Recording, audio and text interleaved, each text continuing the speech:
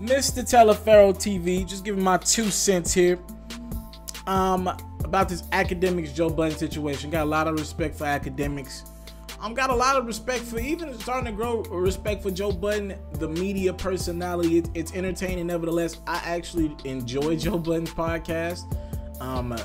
Look, man, I watch Joe Budden's podcast. I like Rory. I like Mal. I like the podcast. It's a very interesting podcast. I check it out once a week, put it like that. So there's no disrespect here when I bring up either two sides of the situation. But I've had a few people, look, if people ask me about something, I don't care who it's about, I don't care who they say shouldn't talk about it. If people are asking me about it in my personal life, on my socials, I'm gonna talk about it, all right? It's as simple as that. I've been getting a lot of questions about what you think about what happened with Joe Budden and the Migos on the red carpet, BET Awards, everyday struggle for Complex. What you think about that? Because you have interviewed the Migos. I've interviewed the Migos once and a possible.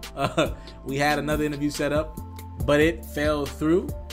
I've met Offset only once, but when I met Offset, he wasn't. I didn't interview the Migos with Offset. I only interviewed Quavo and Takeoff. When I interviewed him, Offset was still locked up, but I have met Offset with the Migos on a different occasion. Anyways, they want to know what you think about this. You've gotten one of the top. I believe the masses think my Migos interview is one of the top all time. It did pretty good online. Look, man, the Migos are what they are. They're street dudes who don't like talking to media. But in that same breath, I don't believe they're trying to disrespect anybody. They just live by a code. Now, you could argue that the Migos' success puts them in a point where either you're A, not going to do interviews at all, or B, learn how to talk better with people because they're too big right now. The Migos are to me, the Migos ceiling, they've shattered through the ceiling, and their trajectory is it's through the roof. I heard Culture 2 is coming out in October. That's gonna be a smash album. Like, think about it. The Migos are putting out mixtapes like every other month. Ever since the Culture drop, they ain't had to even put out no new music because this music is getting them over in different places and countries now. So it's a different type of money for the Migos. I don't think they're trying to be disrespectful in interviews. I think it's just how they talk.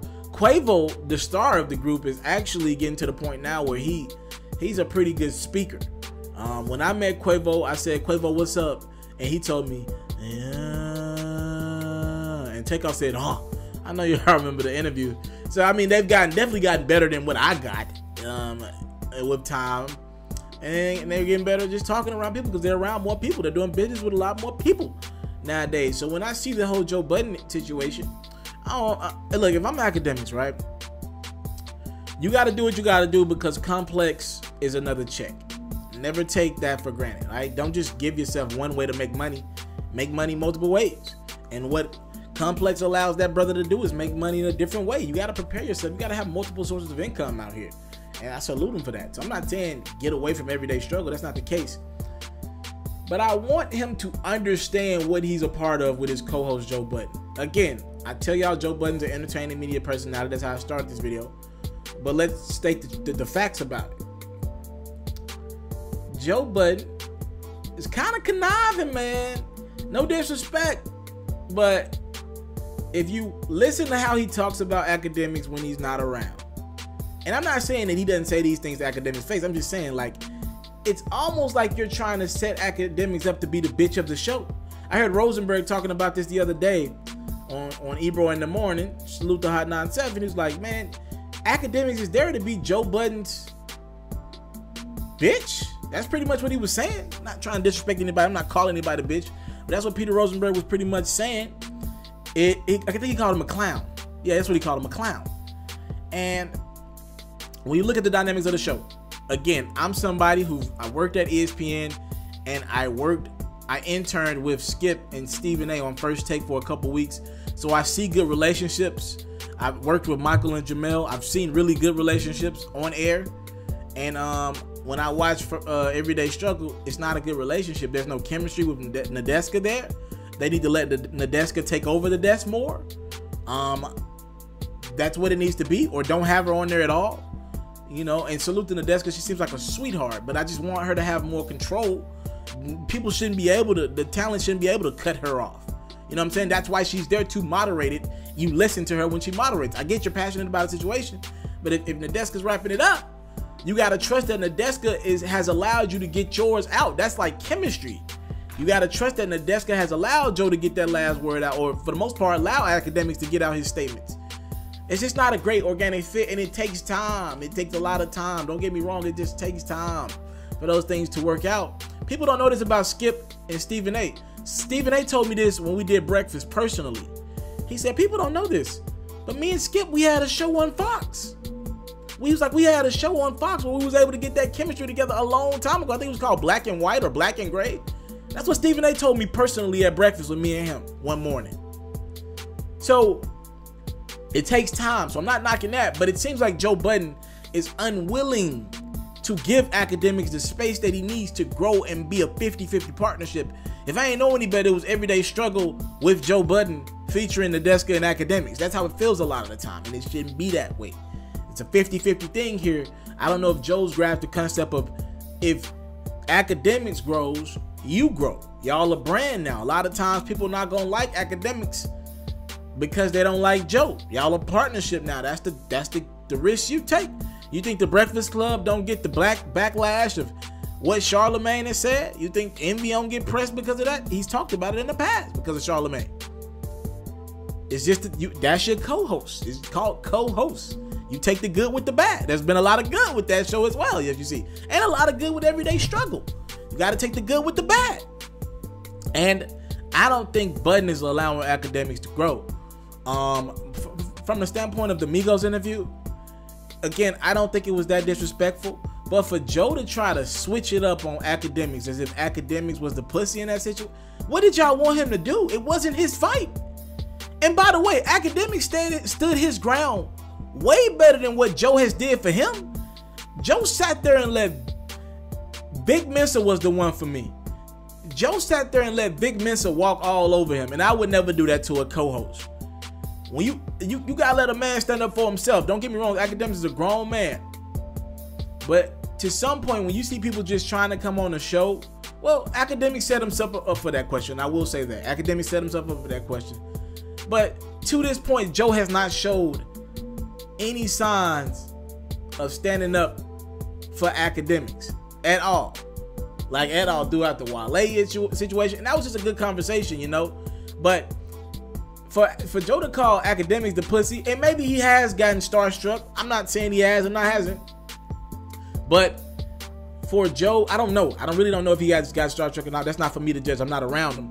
But for Joe to try to play Akademiks like he's the pussy in that situation when it was Joe's fight, because Joe don't got that same energy when these celebrities come around. Let's take it back to that Rae Sremmurd interview that happened in the same episode.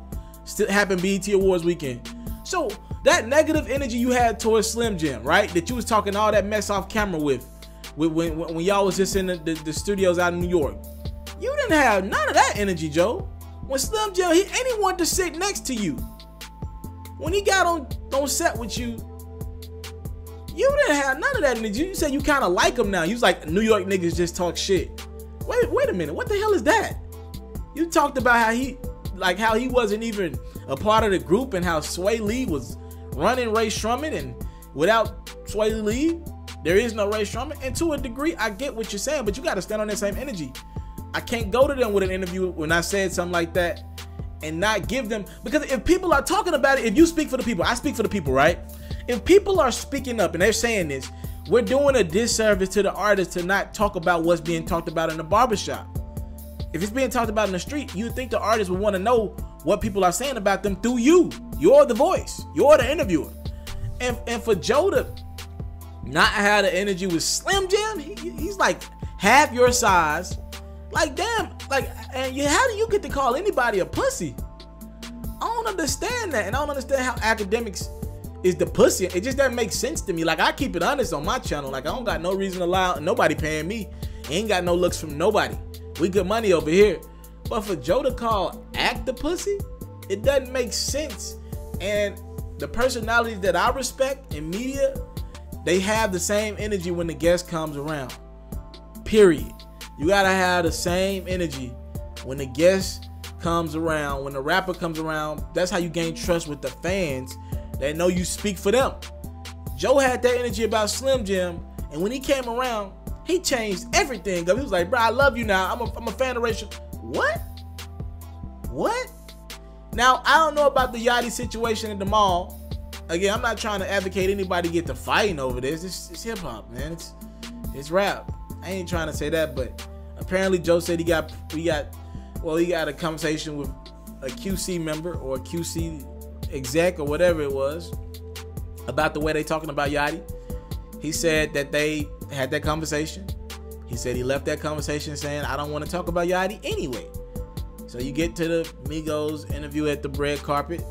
Again, Akademiks is saying that a lot of footage was edited out. Joe said a lot of footage was edited out as well. But Joe will go on another platform. He'll go do an interview with somebody else and try to spin this narrative that Akademiks was the pussy. I don't understand that at all, man. And if I'm Akademiks, man, you got to watch who you go into battle with, man, because you talking about taking up for Joe in the future. Is he taking up for you? Is he really riding for you? Because it seems like every time he gets an opportunity to throw you under the bus and talk about what you've done or what you haven't done in hip-hop, he's ready to throw you under the bus. And by the way, Akademiks, my brother, you are the talent that runs that show. No matter what people think about Joe, never forget there's no first take without Stephen A. Smith. Skip was doing cold pizza. Go do your fact checks for all you kids out there. Skip was doing cold pizza for a while. No disrespect to Skip. He was 50% a part of that show. But there was no first take until Stephen A. brought the talent and all the people that he brought over, the black community over to Skip Bayless and First Take when he got back to ESPN. Never forget that. You bring that crowd that's really into hip hop every day over to Complex and Joe Budden. And I really wish that brother would understand, to me, what it looks like. He get a check out of it. Don't get me wrong. The check, I'm pretty sure, is nice. I actually got word of what that figure is looking like. I ain't gonna say that on air, but the check's probably nice if it's what I heard. But the fact that you don't, I hope, you understand that everybody has something to gain. You have something financially, but everybody else has much more to gain, I believe, than you do. Hopping on camera, it's a great opportunity for you, but man, it's such a bigger opportunity for Complex to take one of the top talents. I call Akademiks the person who literally running hip-hop right now through Instagram and YouTube.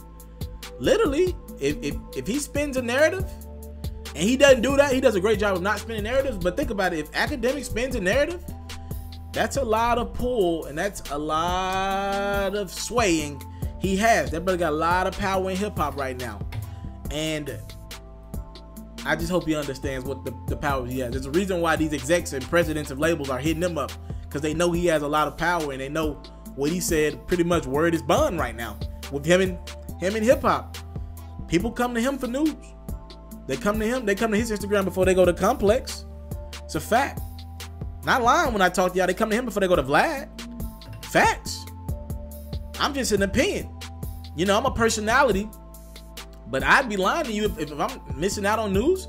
I'll check out Akademiks' Instagram every day, because he loves that lane. That's what he's mastered. I think he needs to work on air a little bit more, but he's mastered that lane. I just hope he understands that, man. What Joe is doing, that's like, you, man. It's like this with me, bro. Like when I'm on set with somebody, because I worked with other hosts before in the past. Like I can talk about my co-hosts, right? When me and my co-hosts are together, I could talk about them like a dog when we're together. But I thought this, like from all the good relationships I've seen, it's kind of like the big brother relationship. When that person's not around, my co-host not around, you don't get to talk about my co-host. But Joe goes out of his way to talk about how Akademiks are pussy and all that, a bitch, when Akademiks is not around to other people. That ain't right. That ain't right. I want your opinions on this conversation. Joe Budden is saying Akademiks is a pussy in the Migos situation. I don't even know Akademiks had a stake in the Migos. It wasn't his fight. It was not his fight. It wasn't his battle.